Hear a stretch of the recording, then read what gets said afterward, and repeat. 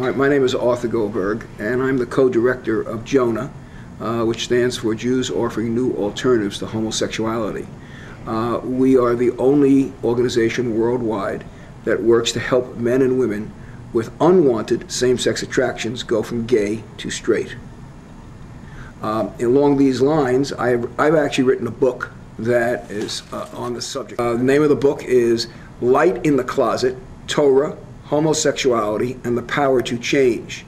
The book has received incredible reviews from people of all faiths and from mental health professionals throughout the world. The book basically was written because I realized that the most underrepresented minority in America and the world are people who have been co-opted into the gay lifestyle and really have no understanding that they have the ability to change if they so desire to. Now, people who are happy being gay, we say you have the freedom to be gay in this society.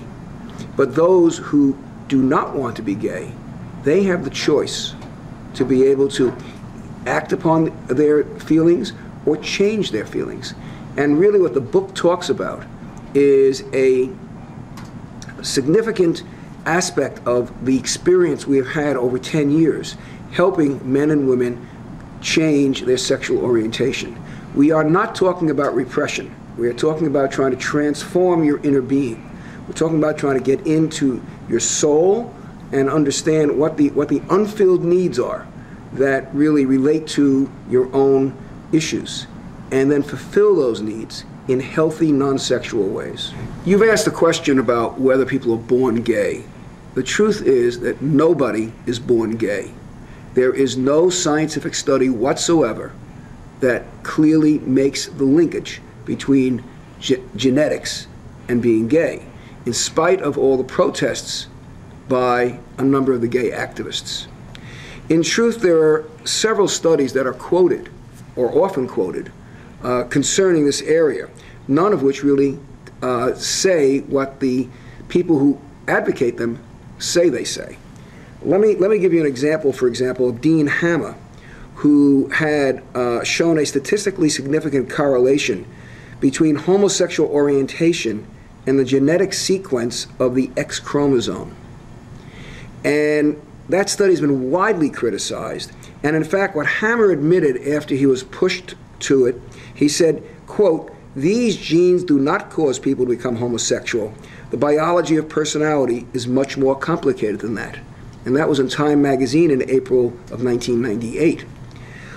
Michael Bailey did several studies on the twins, on identical twins, trying to show the concordance rate between if one twin was gay, should the other twin be gay. Now, if this is a genetic factor, wouldn't you think that we should have a 100% concordance or something very close to it? If it was genetic and twins, identical twins, share the same genetic pool, then if one twin is gay, the other twin should be gay. But the fact of the matter is that Hammer could not prove that in the several studies that he did. He did one down in Australia or New Zealand, and he did another one here in the United States. And the most he was ever able to show in a non-random study where he advertised in the gay newspapers for subjects was a 52% concordance rate. 52% has nothing to do with showing that there is a genetic linkage. When he actually tried to redo it down in either Australia or New Zealand, he came up with something less than a 10% number. And that was where he did a random blind study. So again, the very studies that people use to try to prove the genetic linkage really prove the exact opposite. The third study was one done by Simon LeVay, which is often quoted. And LeVay tried to show that sexuality was hardwired into the brain via the hypothalamus. And he did this by basically looking at people who had died of AIDS. And the interesting thing about that study is he knew nothing about his subjects before the study. He didn't know whether they were gay, straight, whether they got AIDS through blood transmission or whatever. And very interestingly, there was a gay reporter who wrote the following after LeVay's study came out. In spite of the fact that the mainstream media is out there all the time saying that, oh yeah, this is proof of it, there's a different hypothalamus. Interesting, though, a gay reporter says, quote, "It turns out that LaVey doesn't know anything about the sexual orientation of his control group." He critiqued LaVey's claim and said, he's now quoting LaVey, he says, LaVey, knows that his control group are heterosexual because their brains are different from the HIV corpses. The same commentator jibes, however. "Sorry, doctor, this is circular logic. You can use the sample to prove the theory, or vice versa, but you cannot use both at the same time."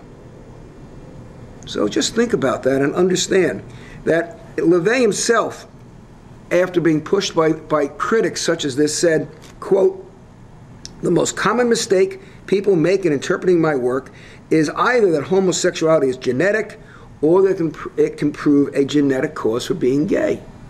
The truth of the matter is there is no genetic cause for someone being gay." Now, that's not to say that someone who is gay, basically chooses to be gay. The feelings come about involuntarily. The choice becomes whether you want to act upon those feelings or whether you want to change those feelings. That becomes the critical question. And indeed, people have successfully changed this. There's studies done by NORTH, the National Association for Research and Therapy of Homosexuality.